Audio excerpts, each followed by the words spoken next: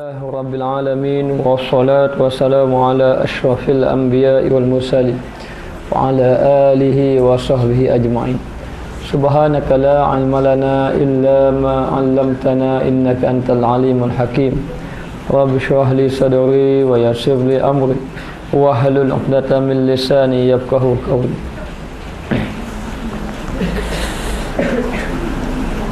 Qala musannif rahimahullahu ta'ala wa nafa'ana bi'ulumihi fid dharain amin. Dan jika engkau kata betapa dapat bahawa jadi dunia di dalam keinginan dan lazatnya yang amat indah yang dituntut akan dia pada segala manusia dengan menepati bangkai yang amat lewat ni maknanya kotor, yang hancur dan kejadiannya orang itu seperti kejadian kami dan tabiatnya seperti tabiat kami. Maka dia kata, kalaulah seseorang itu maka betapa dapat bahawa jadi dunia dalam keinginan dan lazatnya yang amat indah. Macam mana seorang itu dapat merasakan dunia ini satu tempat yang indah, tempat yang indah, tempat yang lazat, seandainya seorang yang tadi memahami bahawa dunia ini seperti bangkai, bangkai yang kotor dan juga hancur, hancur dan sebagainya. Maka ada orang yang faham bahawa dunia ini ibarat bangkai, tapi ada orang yang tidak mengetahui bahawa ataupun tidak melihat dunia ini sebagai bangkai. Kerana dunia ini yang kita baca telah minggu lalu ibarat sesuatu benda yang disadu ataupun satu yang kotor hanya dihias saja dengan benda yang cantik saja. Inilah dunia ibaratnya. Ini bagi orang yang memahami. Maka ketahui olehmu bahawasanya orang yang diberi taufik yang tertentu dan mengetahui akan kebinasaannya, yang orang yang Allah Ta'ala beri hidayah, beri taufik, beri petunjuk kepada dia, dan mengetahui akan kebinasaan dunia tadi, maka orang yang diberi taufik saja dia faham bahawa dunia ini ibaratnya bangkai, dan akan tahu bahawa dunia ini akan membinasakan dia. Dia kejar dunia, dapat dunia pun kadang-kadang dunia ini membinasakan dia. Dan lewatnya dan kotornya dunia ini, maka jadilah padanya yang demikian itu, dan senyanya ditakjubkan daripada orang yang gemar. Maka jadilah padanya yang demikian itu, maknanya orang tadi dia faham. Maka jadilah orang tadi tidak merasa inginkan kepada dunia. Sebab apabila orang tadi telah diberi taufik oleh Allah Ta'ala, dia tahu bahawa dunia ini adalah dunia satu yang membinasakan dia. Maka senyanya yang ditakjubkan daripada orang yang gemar akan dia. Dan orang yang gemar, orang yang takjub, yang merasa ingin sangat kepada dunia ini, gemar akan dia, yang buta daripada kecelaan dunia, yakni orang yang tidak tahu mengenai betapa celanya dunia. Dia adalah orang yang buta tentang dunia. Nampak cantik dunia ini. Maka dia kata, dan kebinasaannya, dan mereka itu buta, tidak tahu mengenai kebinasaan dunia. Dunia ini akan membinasakan, ataupun dunia ini akan binasa, yang mana dia akan meninggalkannya. Yang tertipu daya dengan zahirnya, dan dunia ini menipu daya dengan zahir. Di luarnya nampak cantik, nampak cantik. Orang yang rumah indah besar, kaya raya, nampak sedapnya kalau aku jadi macam dia kan, alangkah indahnya. Tapi kita tak tahu keadaan dia.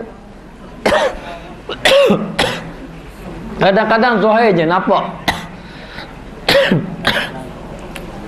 kadang-kadang zahir saja nampak indah. Orang yang nampak kaya, hidup mewah dan sebagainya, belum tentu hidup dia tenang, belum tentu dia itu bahagia.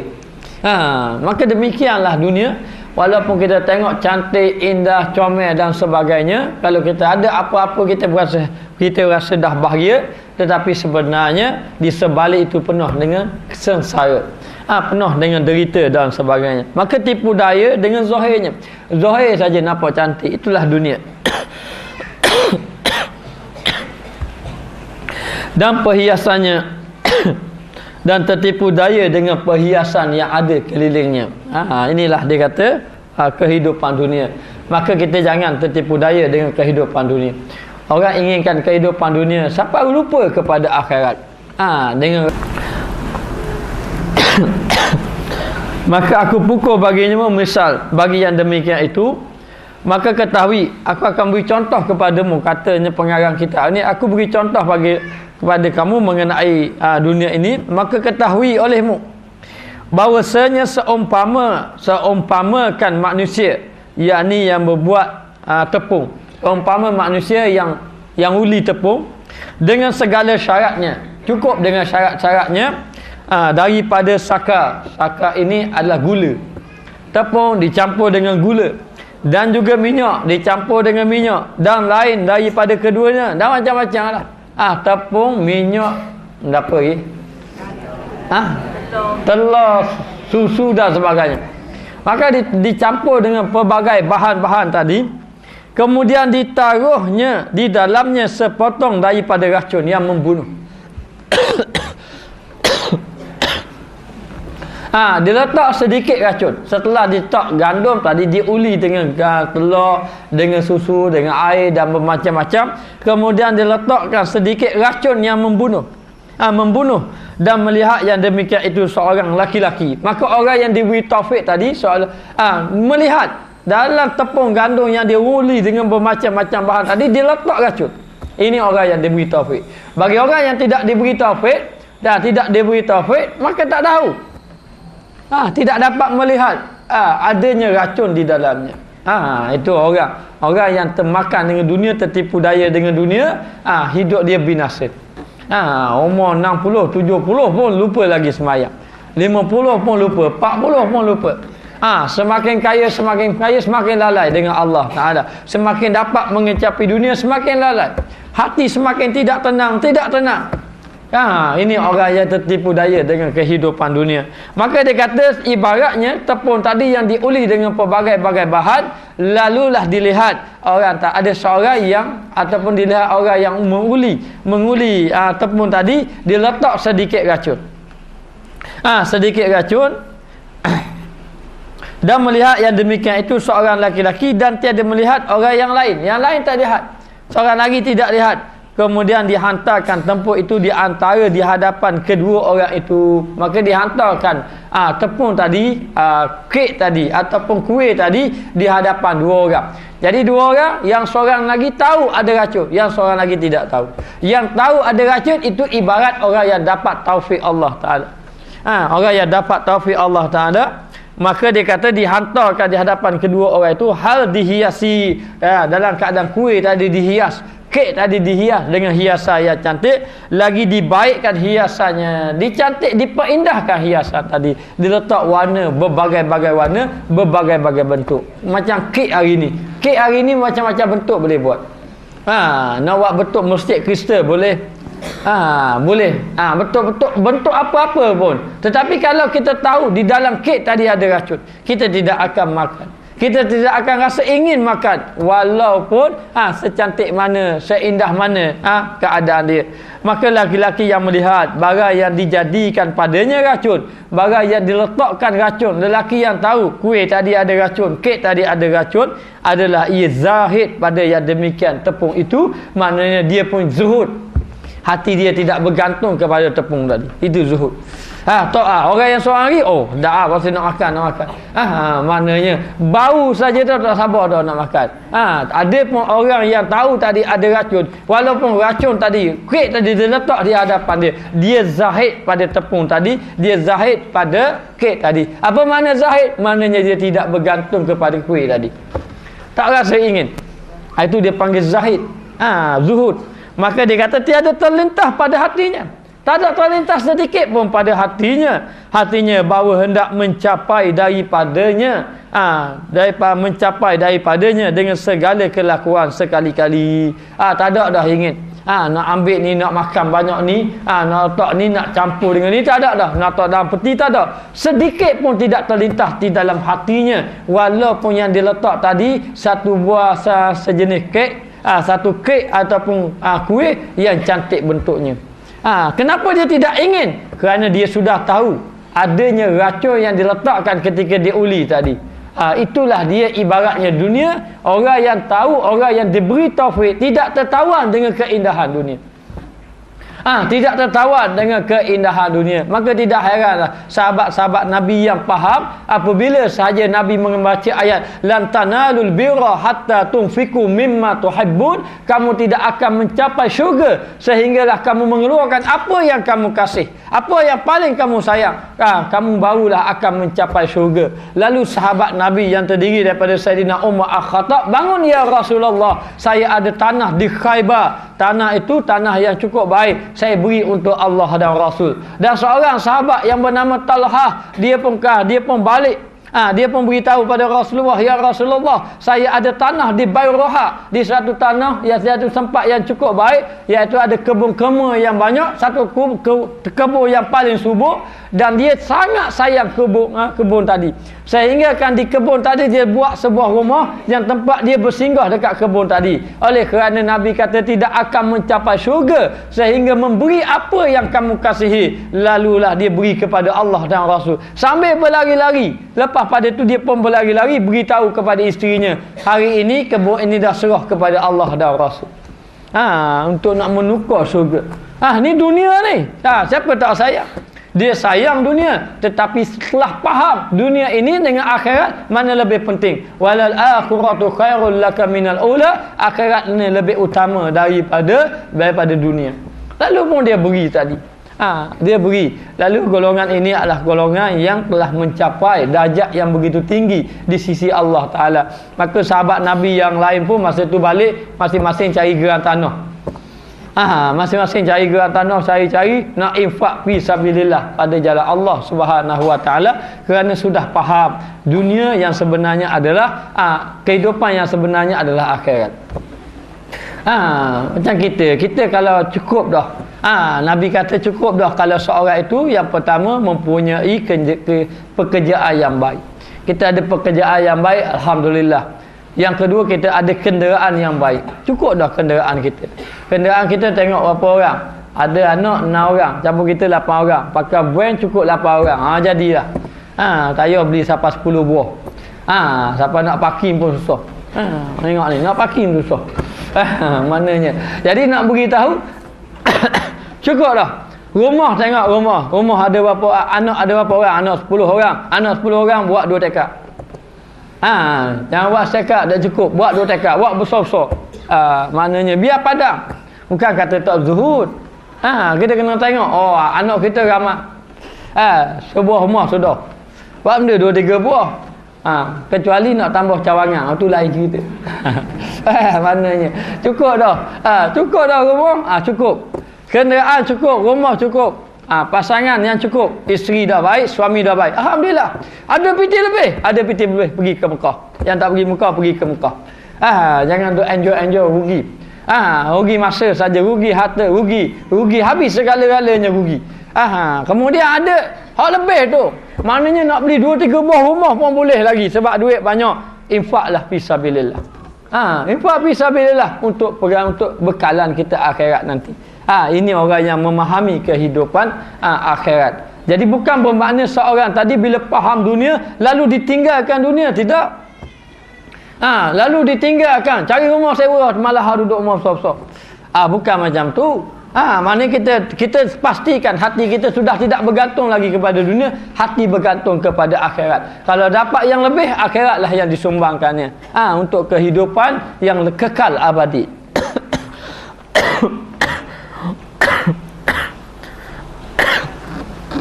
Maka dia kata di sini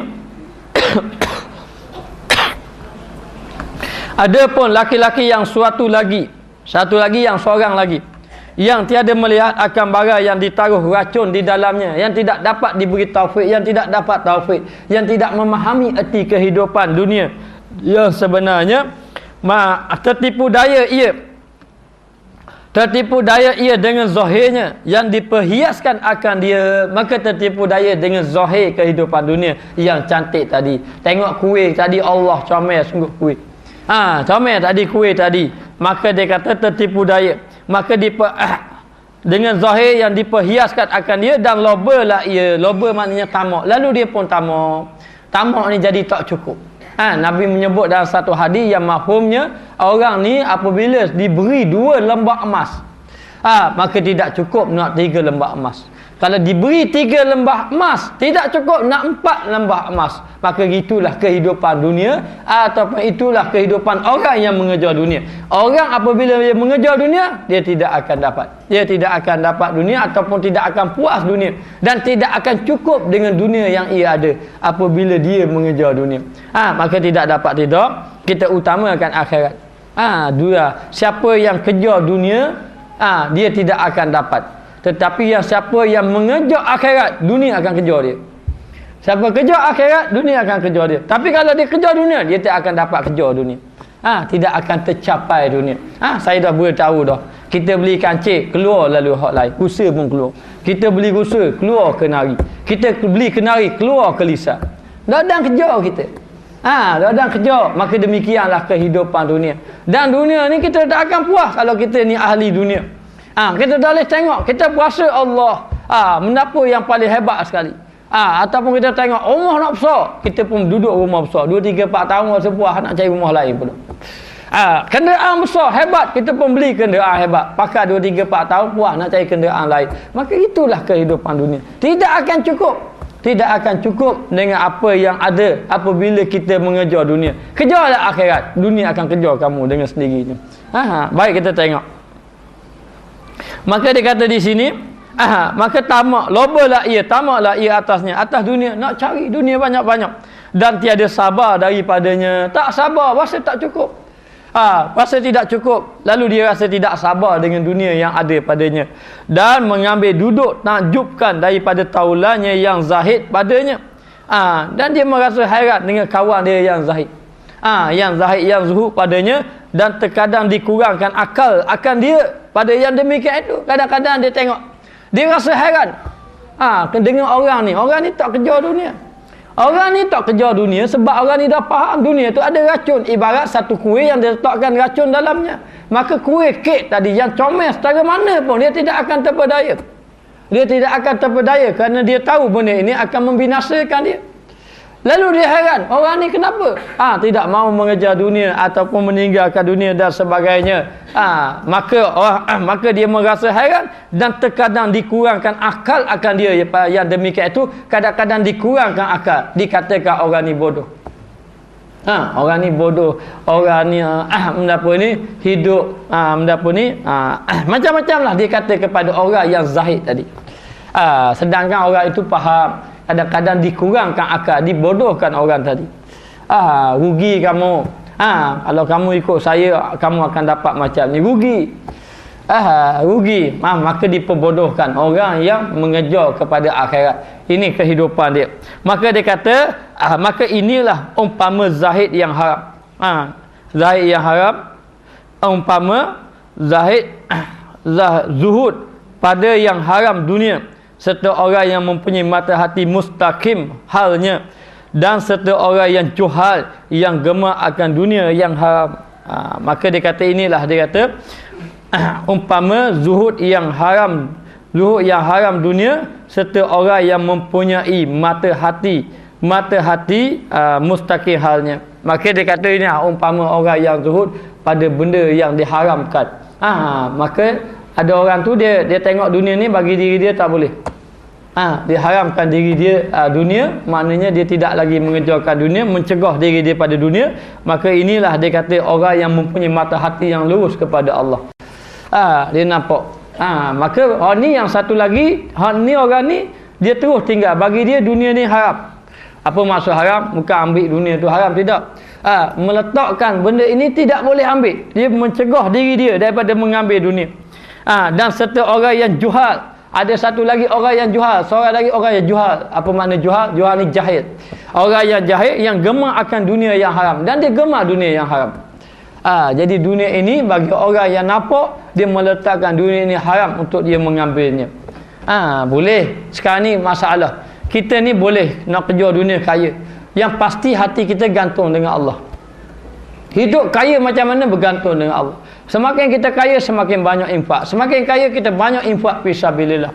Kita guna sekadar kita, yang lebih kita infak, yang lebih kita infak. Ini tak apa. Tapi bagi orang dia kata aku tak boleh buat macam tu, maka dia meletakkan dunia ini bagi dia haram.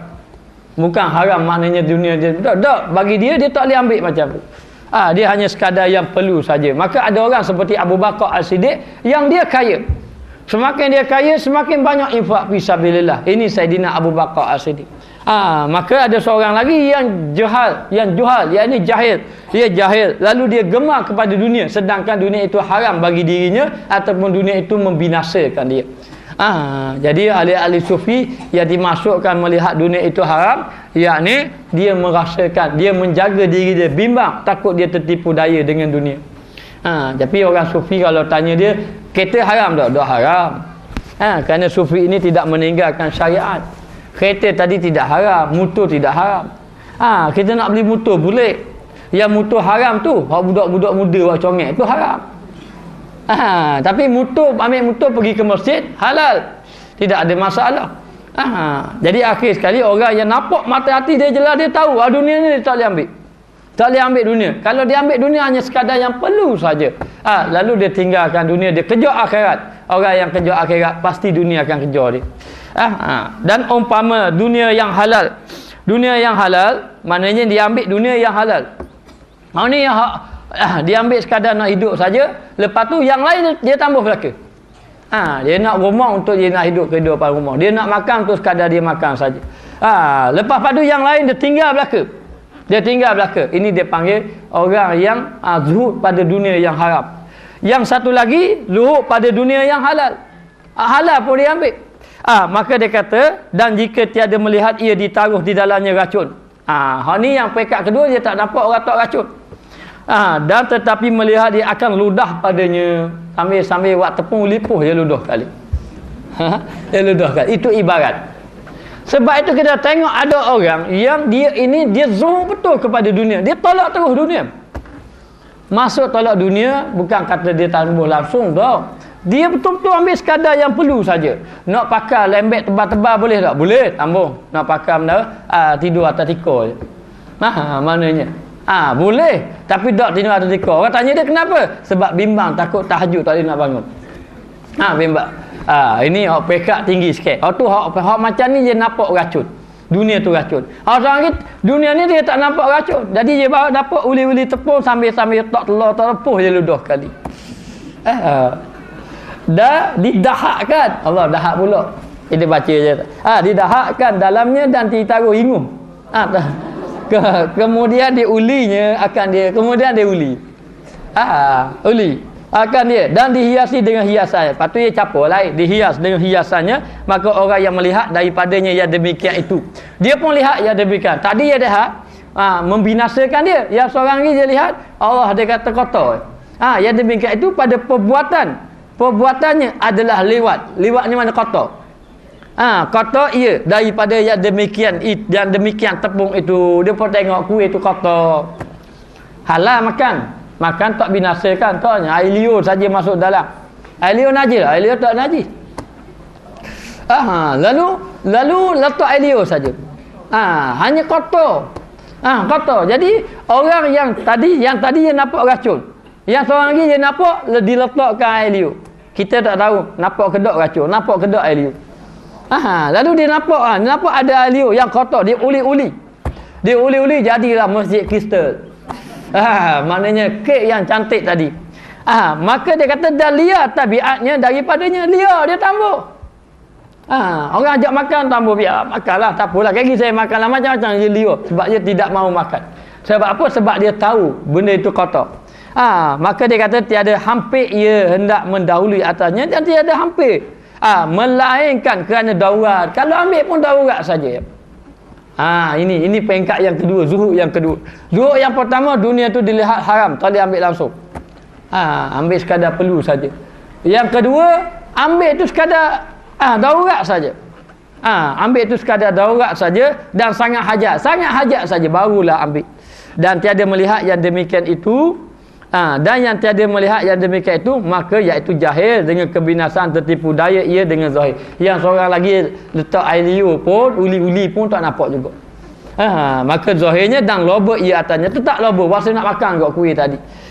Dan menjatuhkan dirinya atasnya, maka dia pun terpedayalah dengan dunia tadi. Atas kuih tadi, atas makan tadi, atas dunia tadi, serta takjubkan taulan dia, rasa pelik dengan kawan dia tadi yang tiada hendak memakan akan dia. Dia rasa pelik, kenapa kawan dia tak mau makan? Sebab kawan dia tahu adanya air liur masa uli tadi. Tambah. Maka inilah umpamanya halal dunia serta orang itu. Maknanya bagi orang sufi melihat dunia ini kotor. Dunia ini kotor. Kalau ambil sekadar perlu saja ambil. Dan seorang lagi tambah terus. Pekat yang tinggi sikit tambah terus. Dunia ni tidak mahu. Haram bagi mereka. Kerana ada racun, dia tahu dunia ada racun. Yang pekat kedua, dia tak nampak racun, dia nampak air liur. Masa ketika dia uli tepung tadi, dunia ini ada kotor saja. Lalu dia tidak ambil dunia tadi. Kalau dia ambil pun sekadar perlu saja. Maka dia kata serta maka orang yang tidak nampak dia rasa pelik kenapa orang ni tidak mahu.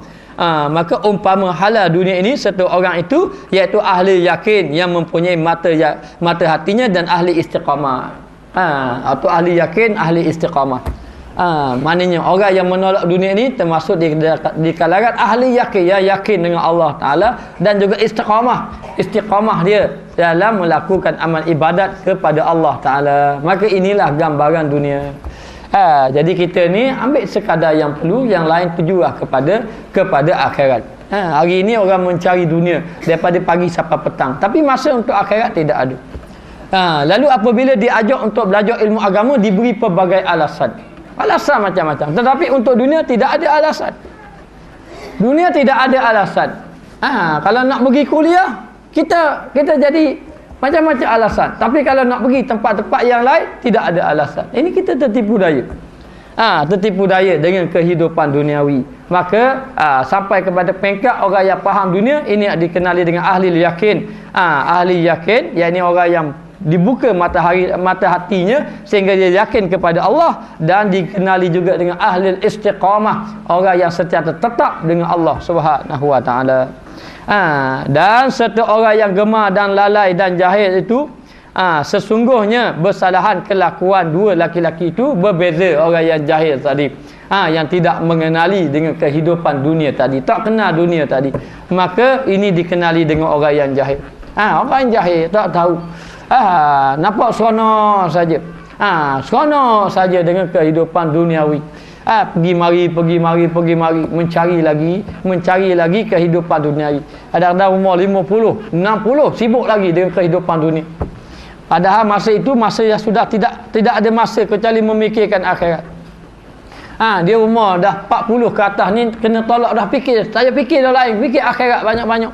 Fikir macam mana bekalan kita nak mati. Fikir mengenai dosa-dosa yang telah kita lakukan, dan fikir bagaimana kita nak bertaubat kepada Allah Ta'ala, dan fikir kehidupan akhirat yang begitu panjang.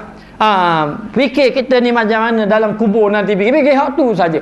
Tak ada dah masa lain. Maka masa ni Allah Ta'ala beri kita kehidupan, masa lagi kita gagah ni, buatlah amal ibadat sebanyak-banyak mungkin. Jangan lagi fikir tentang kehidupan duniawi. Ni duk fikir lagi, umur 50 orang tanya lagi anak, esok cerita apa ada? Cerita Hindustan lama tak ada, esok cerita Hindustan dah apa lagi ada? Dah tanya apa benda-benda gitu. Kita kena fikir bab akhirat.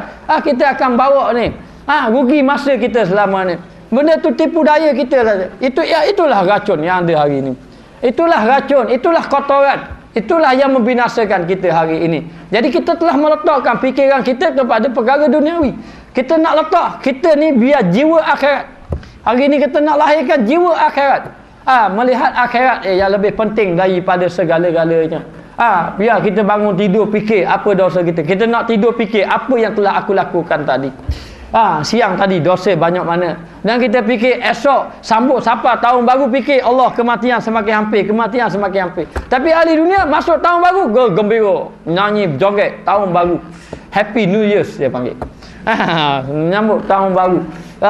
Maknanya kita kena fikir ke akhirat. Hari ini nak bawa, biarlah kita menjadi ahli akhirat. Kerana ahli akhirat ini telah melihat dunia. Allah Ta'ala tunjuk kita, dunia ini tipu daya. Imam Ghazali beritahu kepada kita, dunia ini sama ada orang tu letak racun ataupun letak benda kotoran. Lalu dihiaskan, itulah dunia. Itulah kehidupan dunia. Maka jangan tertipu daya. Alhamdulillah, yang ada harta infak fisabilillah, yang ada kenderaan pergi ke masjid, yang ada masa lapang pergi belajar dengan ulama-ulama, dengan orang-orang alim, dengan orang-orang alim, dan habiskan masa dengan beribadat kepada Allah Taala. Inilah yang kita nak lahir, inilah yang kita inginkan. Jangan kita tertipu daya dengan kehidupan dunia. Sebab apabila kita dibangkitkan oleh Allah, baru kita sedar. Dunia ni apa? Dunia ni ibarat mimpi. Dalam mimpi macam-macam. Kita mimpi kahwin dengan anak raja. Kita mimpi dengan harta yang banyak. Mimpi naik kenderaan besar. Sedap sungguh dalam mimpi. Mimpi. Ada orang mimpi, dia buka parti. Allah, kaya aku, kaya aku, kaya. Siapa ngigar-ngigar, bini kata bila pula kaya. Dia mengigar, aku kaya, aku kaya. Sebab dia mimpi, dia tengok jumpa harta karun. Buka parti berkilat emas. Berkilat emas. Macam-macam mimpi. Bila dia terkejut, mana harta karun dia? Tak ada dah. Itulah dunia sebenarnya. Kali dekat akhirat, kita bermikir, aku mimpi tu, aku bakal kereta. Aku kereta rumah besar. Mimpi belaka tu. Tak ada apa. Sekarang ini kita duduk dalam alam mimpi belaka. Sekarang ini. Mana alam yang nyata yang sebenar? Saya nak tanya, mana yang nyata? Alam mimpi yang kita dapat harta ke? Ataupun alam alam hari ni? Alam ni.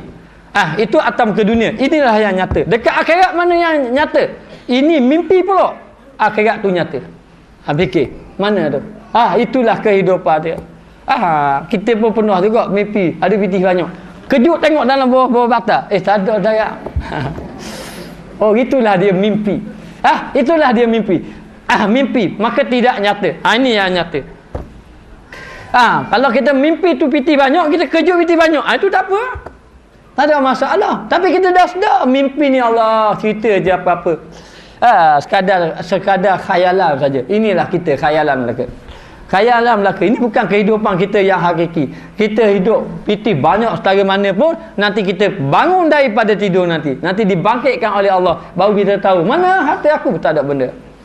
Sudah tidak ada apa-apa. Itu mimpi saja. Jadi kita dah sedar atas muka dunia. Mimpi itu yang kita tidur, mimpi itu khayalan. Maka hari ini, akhirat nanti, dunia ini khayalan. Yang melalaikan kita saja. Kita khayal, kita bahagia. Tidak bahagia. Yang bahagia yang sebenar adalah kehidupan akhirat. Baik, kita tengok.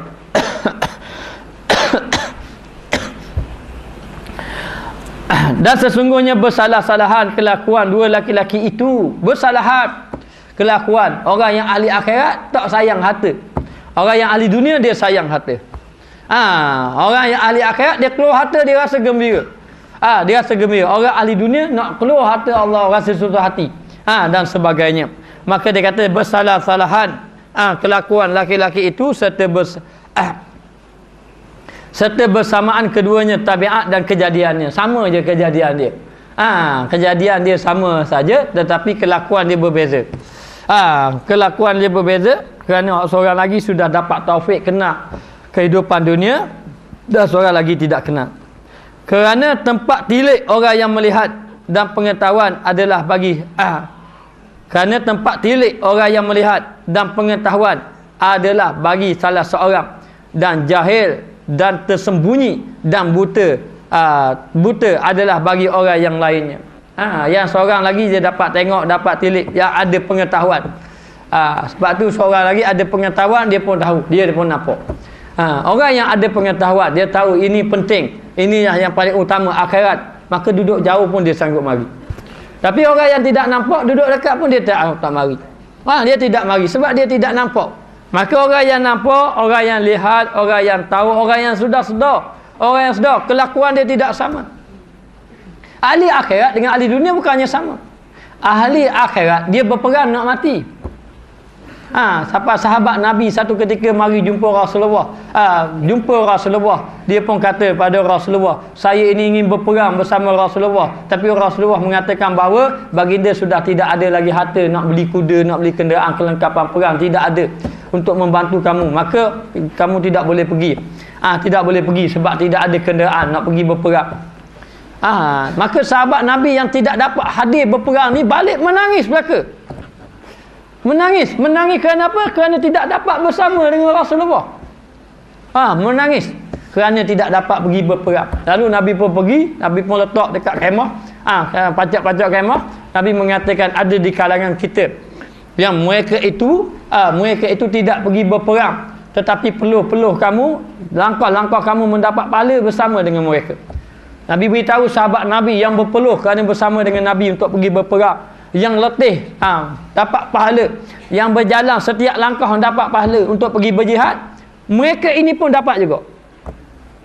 Mereka ini pun dapat juga walaupun mereka tidak pergi berperang. Siapa? Golongan sahabat Nabi yang menangis tidak dapat berjihad bersama dengan Rasulullah sallallahu alaihi wasallam. Inilah dia ahli akhirat. Dia jadi berbeza dengan ahli dunia. Ahli dunia perang bukan untuk nak mati, perang untuk nak dunia. Tapi ahli akhirat perang untuk nak mati. Ahli akhirat ada harta, keluarkan harta, habiskan harta. Ahli dunia ada harta, kumpul harta, simpan harta. Ini beza kehidupan dunia dan akhirat. Kehidupan ahli dunia dengan ahli akhirat, jiwa akhirat dengan jiwa dunia. Maka kita kena faham, dunia adalah tipu daya, yang sebenar adalah akhirat. Maka orang ini adalah orang yang dapat faham ini, dia dah tahu dah. Dia dah tak jadikan tempat tilik mereka akhirat, dan dia melihat kepada akhirat, dan dia tahu tentang akhirat. Ada pun dia kata orang yang jahil, dia tersembunyi, akhirat tu tersembunyi bagi dia, tak nampak langsung akhirat. Tak nampak, dia tahu akhirat tu ada tapi tak nampak, tak ada sikit pun. Bila ada harta tak ada fikir akhirat, bila ada kesihatan tak ada fikir ke akhirat, bila ada masa lapang tak ada fikir akhirat. Mana akhirat dia? Akhirat dia tersembunyi, dia tak nampak dah. Tidak nampak dah. Maka dia kata tersembunyi, dia tersembunyi dan buta ia, buta tak nampak, tidak nampak. Adalah bagi orang yang lainnya, orang yang satu lagi, yang tidak nampak tadi, yang tidak sedar. Maka jikalau mengetahui yang gemar dan yang melihat barang yang diketahui oleh orang yang zahid itu, nescaya adalah zahid pula ia. Kalaulah dia yang tidak sedar, dia pun sedar, dia tahu sebagaimana orang yang tahu tadi, orang yang dapat taufik, orang yang zahid, maka dia pun akan jadi zahid. Jadi sebab itu kita ni mengajak orang, kita berdakwah, kita kasih sayang pada mereka. Maka kita ni disuruh menyeru berdakwah. Orang yang tidak belajar, kita mengajak orang belajar. Jangan kita kutuk orang tak pergi belajar dan sebagainya. Kita ajak dia pergi belajar. Biar kalau kita nampak, kita mengajak dia, biar dia nampak. Biar dia nampak. Maka orang ni yang dia kejar kepada dunia kerana dia tidak nampak. Tapi kalau dia nampak kehidupan dunia, dia akan jadi zahid, dia akan kejar akhirat juga. Maka tidak dapat tidak menjadi kewajipan bagi kita mengajak manusia kembali kepada Allah Ta'ala. Maka orang yang tidak nampak tadi, kalau dia nampak, saya dia jadi orang yang zuhud, orang yang zuhud, orang yang zahid pada jalan Allah Subhanahu Wa Ta'ala. Maka dan jikalau jahil yang zahid dan buta daripada yang buta, yang buta daripadanya yang gemar adalah ia gemar seumpamanya. Dan jikalau jahil yang zahid dan buta daripada barang yang buta, barang yang buta daripadanya, daripadanya yang gemar, yang gemar adalah ia gemar seumpamanya. Kalaulah dia ni zahid, tetapi dia tidak nampak, dia ni maknanya ingin mencari kehidupan akhirat, tapi dia tidak nampak, dia akan jadi ahli akhirat, ahli dunia juga. Dia akan jadi ahli dunia juga. Dia nak jadi ahli agama, dia nak kerja agama, tapi dia tak nampak jalan. Masih lagi buta akhirat dia. Belajar agama tapi tak nampak juga akhirat. Belajar agama tak nampak akhirat. Dia sebenarnya ahli dunia juga, bukan ahli akhirat. Walaupun dia belajar agama. Ini bahaya. Jadi kita nak biar kita belajar agama, biar kita jadi ahli akhirat. Jadi orang yang zuhud, kadang-kadang dia zuhud dah, tambah dah dunia banyak-banyak, nak cari akhirat, dunia akhirat, nak cari akhirat, tambah dah, tapi dia masih lagi buta, masih lagi tak nampak lagi akhirat. Maka dia sebenarnya bukan lagi ahli dunia, hati dia tetap gemar juga kepada dunia. Belajar juga, tapi siapa masa kadang-kadang kita kalah dengan nafsu kita. Nafsu kalah dengan kita, belum lagi jadi ahli akhirat, kita masih lagi ahli dunia. Ini kita nak tu. Sebab tu jalan yang paling utama, kita banyakkan berzikir, berkawan dengan orang-orang yang baik, menghadiri majlis ilmu. Majlis ilmu yang perlu kita hadiri adalah majlis ilmu yang membahaskan tentang hati tasawuf. Kalau orang belajar fiqh semata-mata tanpa belajar tasawuf, tidak dapat lagi hati dia bergantung kepada Allah. Maka tasawuf ini ibaratnya kita ada sebuah rumah. Rumah ini ibaratnya tauhid. Maka fiqh ini adalah pintu-pintu, tingkat-tingkatnya. Maka yang sudah kita belajar tentang fiqh itu baru di pintu. Maka kita nak tahu nikmat dia yang sebenar, kita nak sampai, kita kena masuk dalam rumah. Masuk dalam rumah itu tasawuf. Tasawuf membersihkan hati. Jadi orang yang ibadat itu belum lagi ahli dunia, belum lagi ahli akhirat, ahli dunia lagi. Sahabat Nabi yang berperang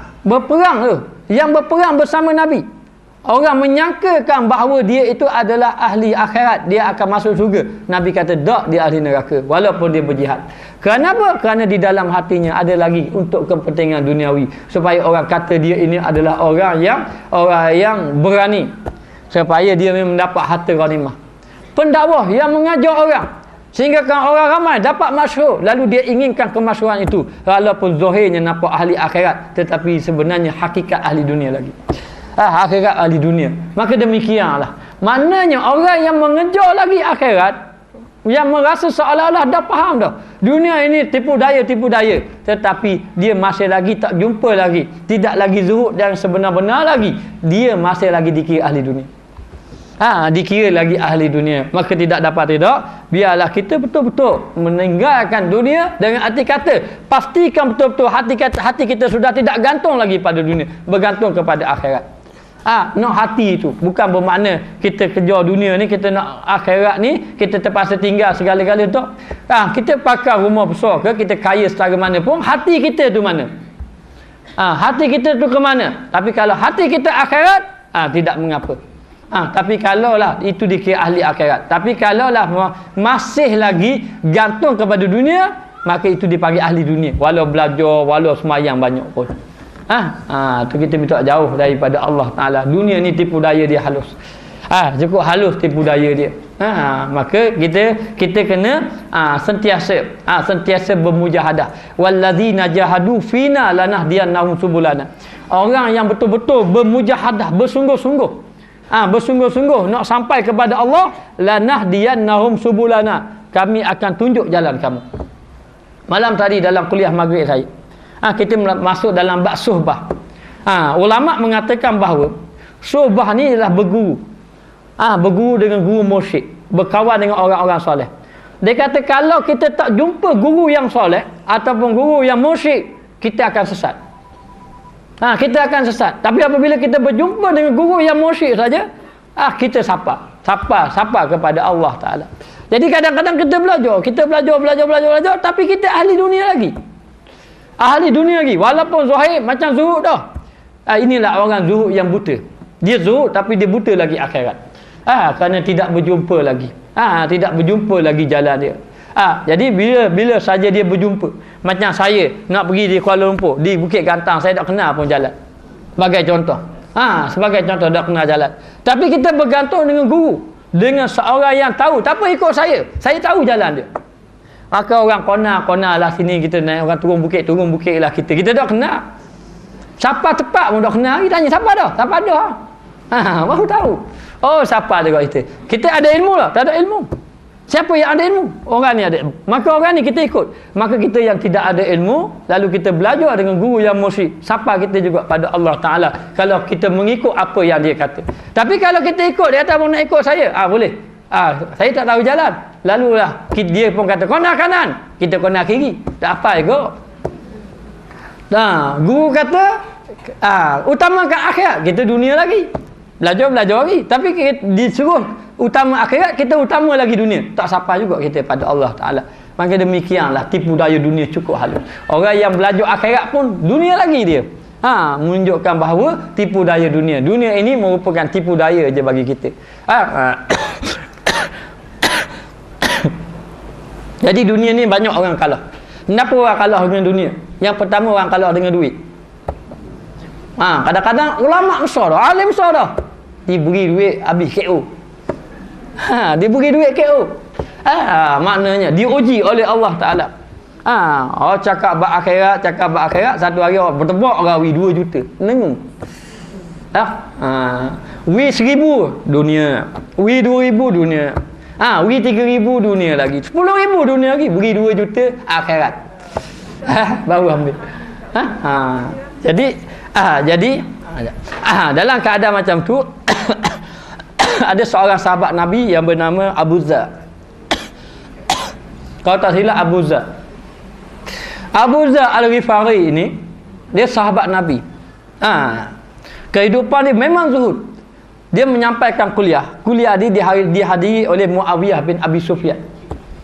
Jadi Muawiyah bin Abi Sufyan bila hadir kuliah dia lalu mengalir air mata bila dengar dia menyampaikan kuliah.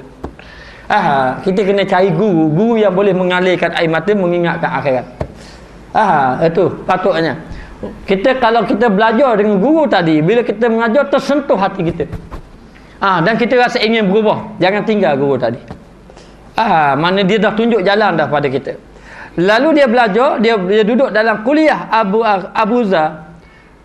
Muawiyah menangis, menyedarkan dia. Lalu Abu Zar Muawiyah balik memanggil dia punya pegawai istana dia, memberi harta yang banyak kepada Abu Zar. Nak uji sekali betul tak betul Tok Guru ni. Sebab kuliah dia menyebabkan dia menangis, tersentuh hati, menginsafkan dia.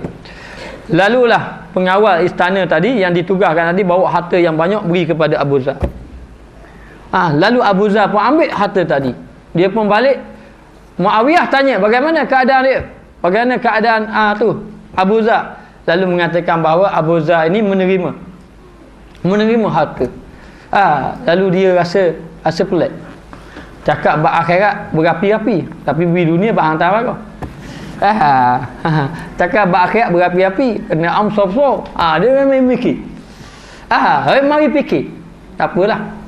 Abu Zar malam tu dia tak tidur malam. Mungkin dia KPT ke mana? Nak pergi Brunei, nak pergi Singapura, nak pergi Jakarta. Pergi Brunei, Singapura, Jakarta. Nak pergi dekat melancong dan sebagainya. Jadi malam tu Abu Zar tak tidur malam. Tak tidur malam tu bukan kerana dok fikir tau. Dok tidur malam kerana bawa duit tadi pergi ke rumah fakir miskin. Seorang. Habiskan harta semuanya sekali. Leaking 1 sen pun tak ada. Muawiyah dok sangka ni Abu Zar ni ahli dunia. Cakap je akhirat, ahli dunia. Disangka macam tu. Lalulah Abu Zar panggil pengawal dia. Panggil mula, beritahu kepada Muawiyah, beritahu, panggil pegawai dia, beritahu kepada Abu Zar, duit yang bagi semalam untuk dia, bukan untuk dia. Minta balik. Sebab Muawiyah ni nak tengok dia. Minta balik. Beritahu pada dia, boleh jadi poskod salah. Poskod salah, alamat salah. Nak beri orang lain, beri ke orang lain. Jadi bukan untuk kamu, nak ambil semula beri orang lain. Lalulah pegawai tadi pergi. Pegawai tadi pergi rumah Abu Zar. Bila pergi rumah Abu Zar, lalulah bila pergi rumah Abu Zar, lalulah mendapat ni pergi rumah Abu Zar, lalu minta kata Abu Zar habis licin, semua sekali licin. Licin semua sekali. Saya mengatakan bahawa semalam dia tak tidur malam bagi habis kepada fakir miskin. Fakir miskin. Kalau Muawiyah nak beritahu kepada Muawiyah bahawa saya akan menggantikan semua harta kamu. Dan saya akan minta balik dengan orang-orang yang saya sudah bagi tadi. Lalu sekali lagi Abu Zar pergi cari. Dan pegawai ni balik beritahu kepada Muawiyah. Menangis Muawiyah kali lagi. Tengok keadaan Abu Zar ni, menangis dia. Memang betul dia ahli akhirat. Abu Zar pergi, semua fakir miskin. Dia tanya, ada yang sudah belanja, ada yang tidak belanja. Maka yang dia minta balik, dia kata apa? Ini bukan hak saya. Saya nak minta balik dan saya akan bayar balik pada awak. Jadi dia pula terpaksa berhutang. Dia akan bayar balik kepada fakir miskin. Dia akan ganti balik duit dia yang hilang tadi. Jadi dia fakir miskin yang ambil, awak belanja tak belanja hantar balik. Kemudian duit ini yang dia dapat sebahagian, dia pergi balik, beritahu kepada Muawiyah. Dia beritahu kepada Muawiyah, dia kata duit ni sempat saya ambil balik, dan saya akan ganti kepada Muawiyah pula duit ni. Jadi banyak dia kena ganti tadi. Muawiyah dengar keadaan dia, menangis pula Muawiyah.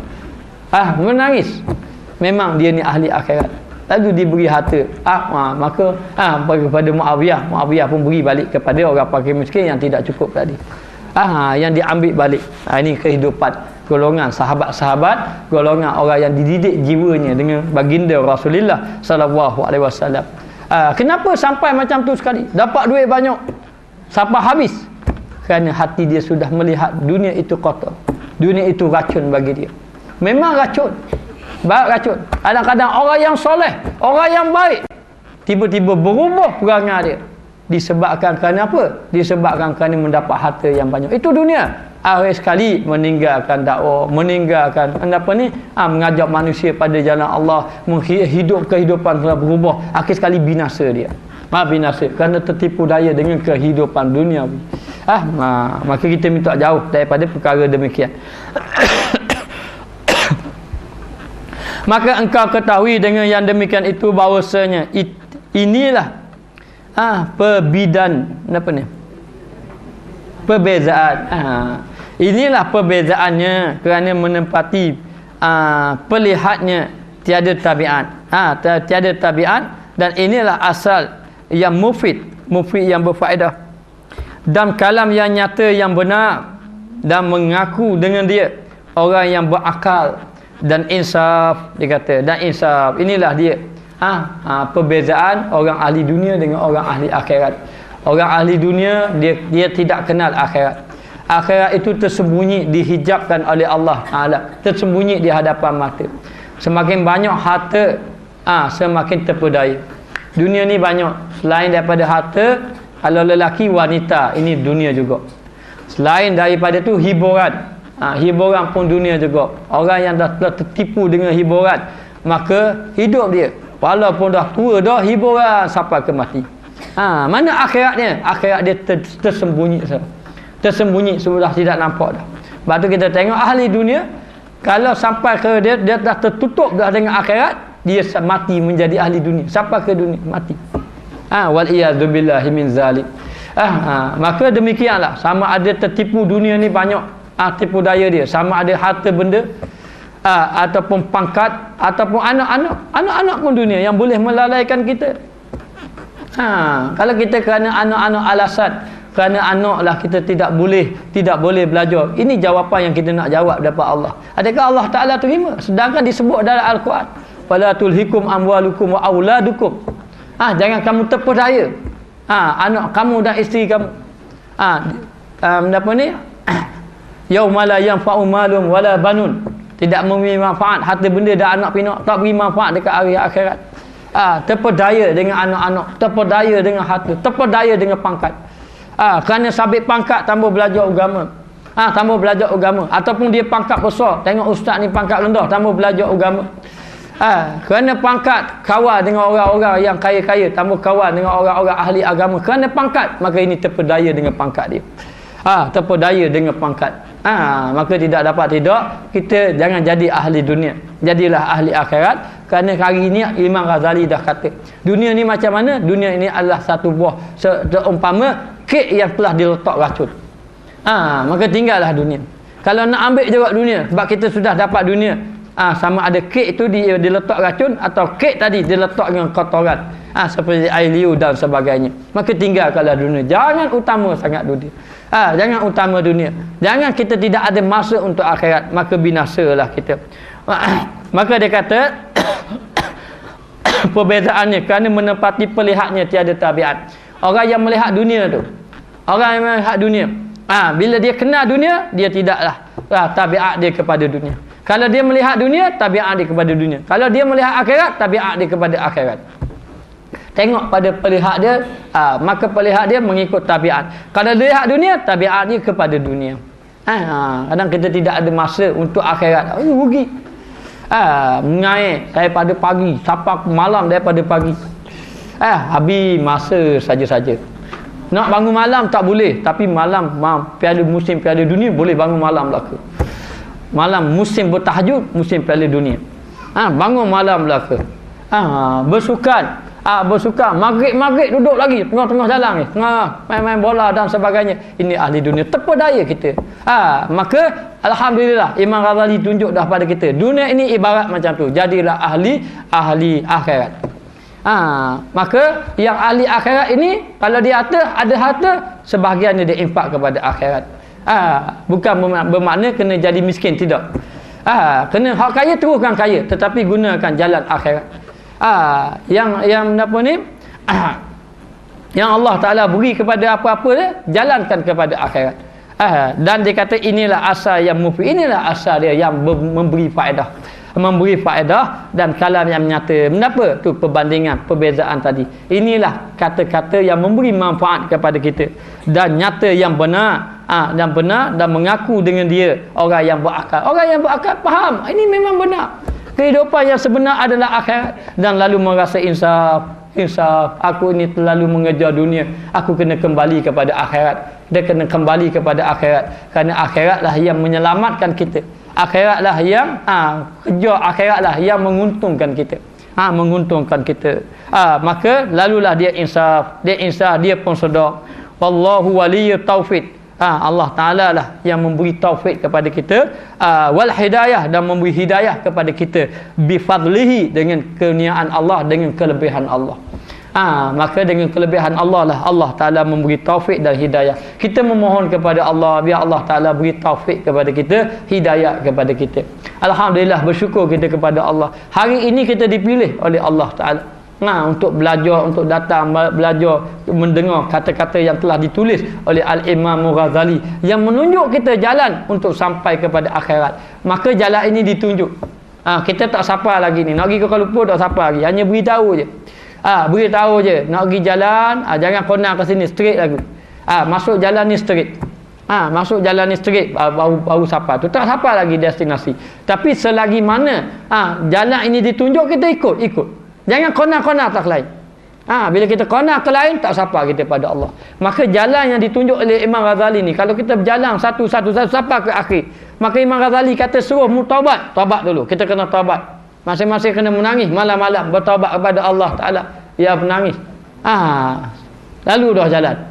Sapa pada jalan tu pula, maka Imam Ghazali tunjuk jalan lain pula. Lalu jalan lain pula. InsyaAllah akan sampai kita kepada Allah Subhanahu Wa Ta'ala. Maka ketahui olehmu bahawasanya zuhud pada fudulnya yang lebih, yakni yang lebih daripada barang yang tiada berkendak kepadanya, pada mendirikan keadaan kamu, maka maksud kamu itu bagi berdiri adalah kamu itu adalah berdiri ada kamu dan kuatmu hingga dapat ibadat bagi Allah Ta'ala, tiada masuk makan dan minum dan bersedap-sedap. Maka dia kata kita zuhud benda yang lebih.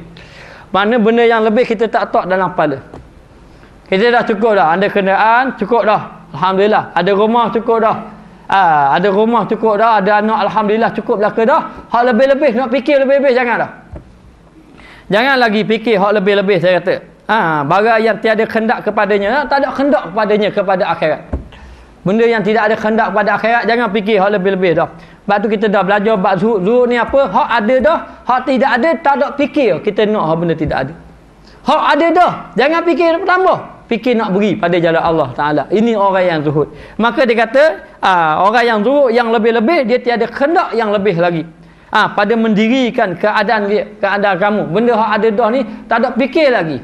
Hak lebih-lebih, maka maksud kamu itu, maka berdiri adalah kamu dan kuatmu hingga dapat ibadat. Jadi kamu tetapkan hati kamu ini betul-betul nak tumpu kepada ibadat kepada Allah. Ada pun yang lebih-lebih kamu fikir. Jadi fikir hak lebih-lebih jadilah. Fikir dah. Tu. Kita dah ada rumah dah apa-apa, kenapa gitu fikir-fikir? Tak haji tak pergi, haji. Jangan dah fikir, kena buka kedai banyak lagi. Kalau buat cawangan sini. Cawangan kedai lah. Cawangan kedai ni. Cawangan syarikat ni. Syarikat ni banyak-banyak. Asal fikir dah hak lain-lain. Fikir ke akhirat dah. Fikir ke akhirat banyak-banyak. Maka dia kata, sehingga kuat, hingga dapat ibadat bagi Allah Ta'ala. Maka tiada maksud makan dan minum dan bersedap-sedapan. Tak ada dah fikir, nak makan banyak-banyak, nak minum banyak-banyak, nak sedap-sedap banyak-banyak. Tak ada dah. Rumah dah ada dah, okay, comel dah. Rumah ni dah comel dah. Tak ada dah nak fikir hal lain-lain. Jadi harta banyak fikir akhirat dah. Kalau kita ni boleh, maknanya harta kita boleh nak banyak-banyakkan lagi. Tetapi itu menyebabkan menyusahkan kita. Cukup dah. Tapi kita terlibat dengan perniagaan yang lain pula, jadi sibuk pula kita. Sibuk pula. Dah ada masa pula. Dulu ada masa dah. Apa kita nak besar lagi sebab tujuan nanti dah besar lagi kita rehat pula akan datang. Nak tunggu rehat tu.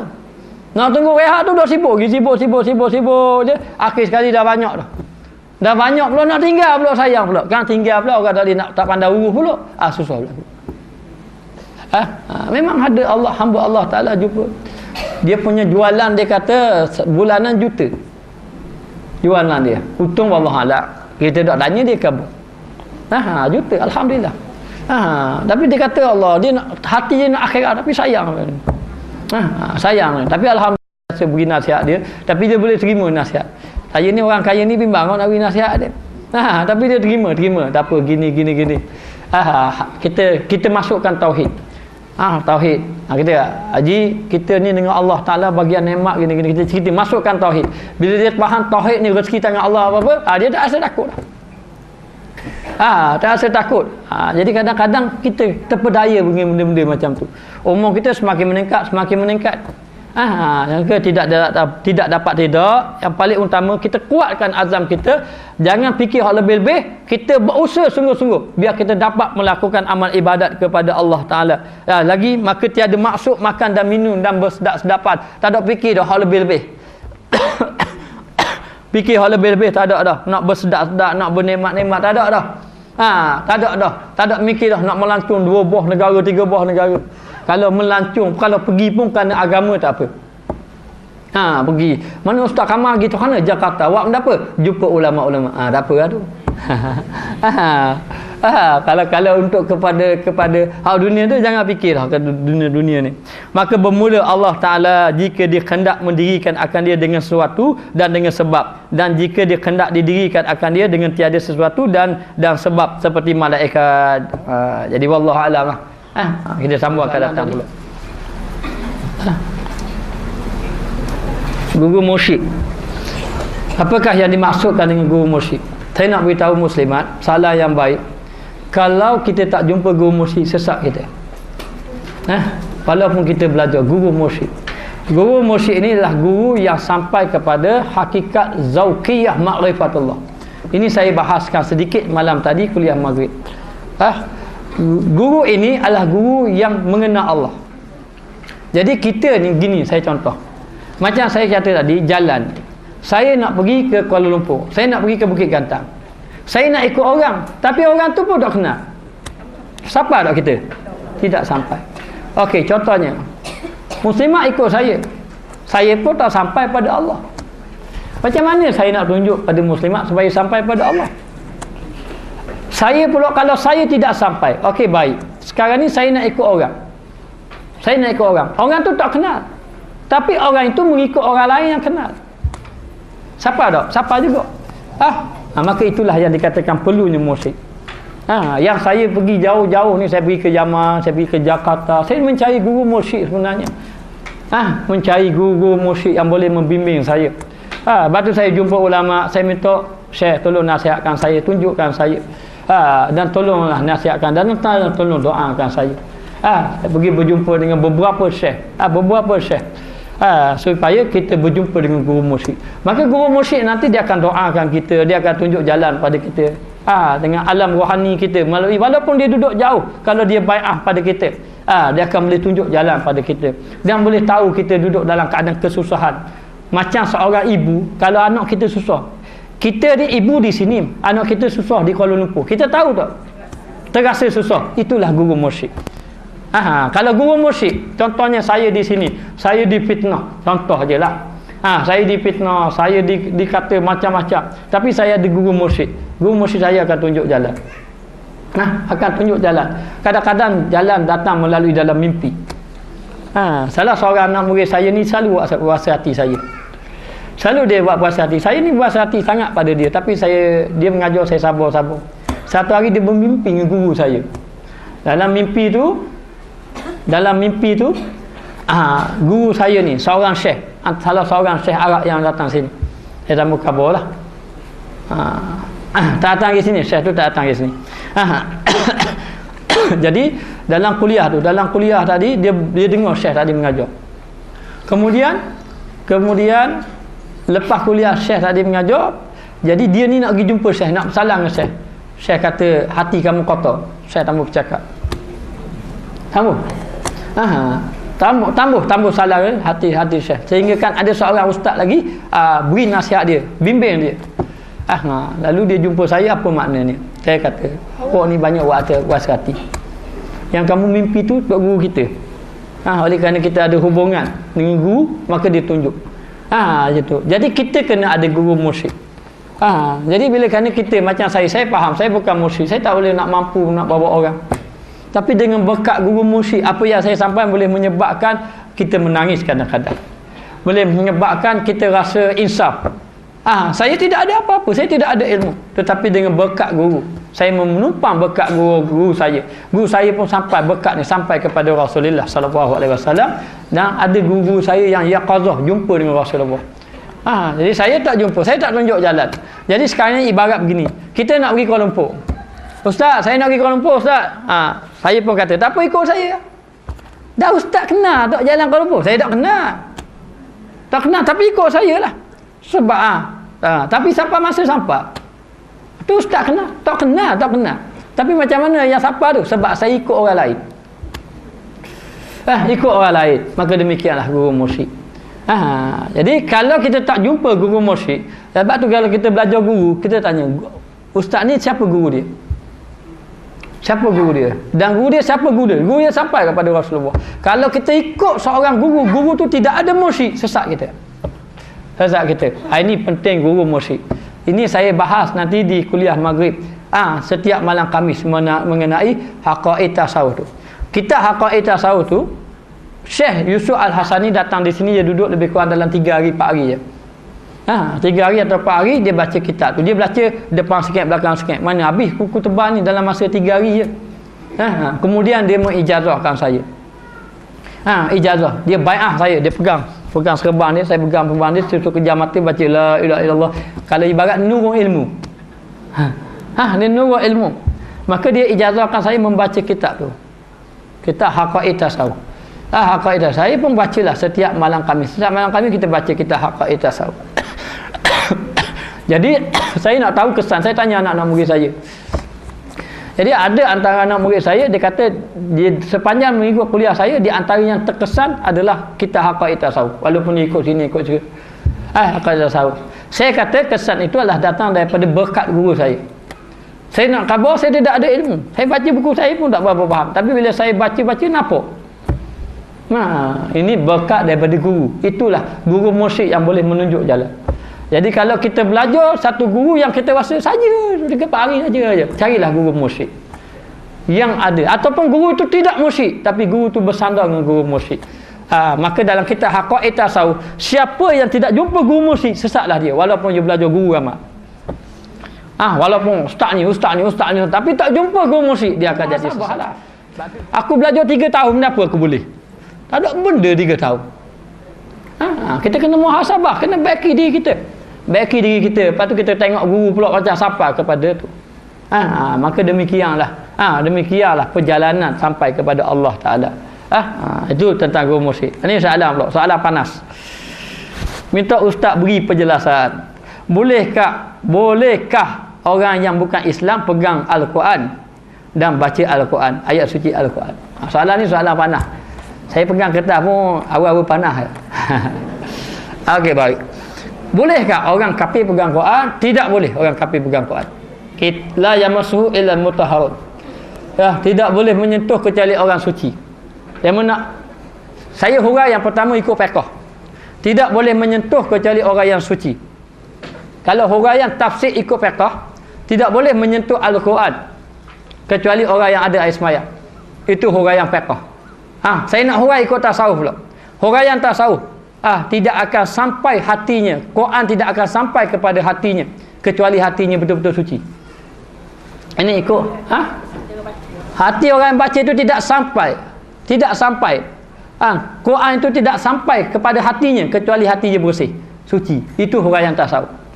Maka dari segi fiqh tidak sah. Ada lagi mengatakan bahawa tidak boleh menyentuh Quran kecuali orang yang suci. Orang suci adalah orang yang beriman. Maka tidak dapat tidak. Orang kafir pegang Quran tidak boleh. Satu. Yang kedua, boleh tak orang kafir baca Quran? Orang kafir baca Quran, tengok. Kalau dia baca Quran untuk mendapat hidayat, maka boleh. Kalau dia baca Quran, baca pun tidak betul, kemudian boleh mempermainkan Al-Quran, maka hukum dia haram. Tu saya tak tahulah. Katanya ada isu ni, saya tak tahu. Saya tak mau cakap atas dasar politik, saya cakap atas dasar kebenaran. Kalau dia baca Quran, katakan orang kafir, saya pernah dengar satu orang kafir lah, dia ceramah. Dia kata, masa tu zaman pemerintahan lah, Perdana Menteri waktu dulu, dia kata orang zalim masuk neraka, orang zalim masuk neraka. Dan Tok Guru kata orang kafir masuk neraka kok, jagamu, aku tunggumu di pintu neraka. Dia kata ikutlah Tok Guru kata, jagamu. Jadi dari segi satu sudut, neraka surga jadi mainan dia pula. Jadi mainan dia juga. Itu jadi tak comel. Jadi gitulah. Kalau orang kafir pegang Quran, hukum dia tak boleh. Tidak boleh. Wajib kita rapah Quran daripada dia kalau dia pegang Quran. Sebab Quran ni kitab suci. Jadi, tapi kalaulah dia ambil tu, dia tak tahu dan dia pegang itu untuk nak dapat hidayah, itu lain. Tapi kalau boleh kita yang pegang, sebagaimana Siti Fatimah siapa ni? Fatimah adik pada Saidina Umar. Saidina Umar tak apa dia masa tu kan, dia nak pegang Quran tak boleh. Tak boleh, dia suruh baca saja. Itu. Maka bila suruh baca, Saidina Umar kafir kan, dia baca kan? Maka orang kafir baca Quran boleh. Orang kafir baca Quran boleh. Dengan hidayah. Tapi pastikan kalau orang kafir tu baca Quran awak main-main, tak boleh.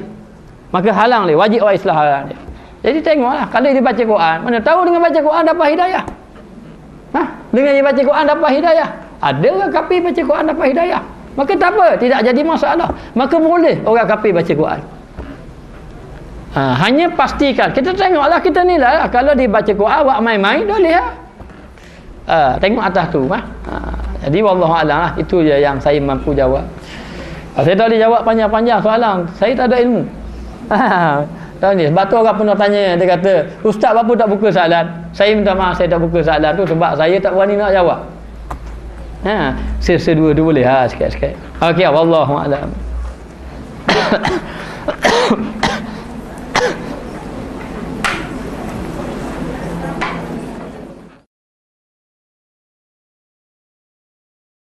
Bismillahirrahmanirrahim. وَالنَّجْمِ إِذَا هَوَى مَا ضَلَّ صَاحِبُكُمْ وَمَا غَوَى وَمَا يَنطِقُ عَنِ الْهَوَى إِنْ هُوَ إِلَّا وَحْيٌ يُوحَى عَلَّمَهُ شَدِيدُ الْقُوَى ذو مرة فاستوى وهو بالأفق الأعلى ثم دنا فتدلى فكان قاب قوسين أو أدنى فأوحى إلى عبده ما أوحى ما كذب الفؤاد ما رأى أفتمارونه على ما يرى ولقد رآه نزلة أخرى عند سدرة المنتهى عندها جنة المأوى إذ يغشى السدرة ما يغشى ما زاغ البصر وما طغى لقد رأى من آيات ربه الكبرى أفرأيتم اللات والعزى ومناة الثالثة الأخرى ألكم الذكر وله الأنثى تلك إذا قسمة ضيزى إن هي إلا أسماء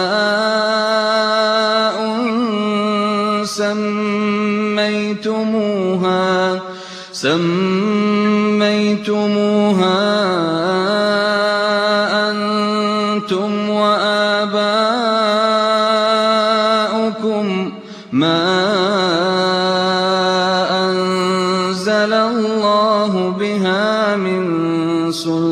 الشيطان إن يتبعون إلا الظن وما تهوى الأنفس ولقد جاءهم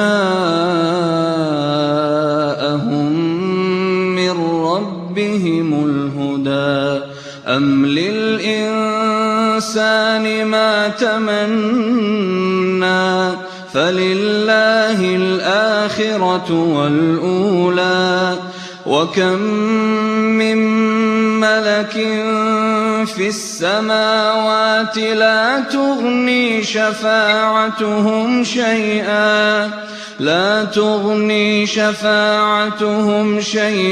إلا من بعد أن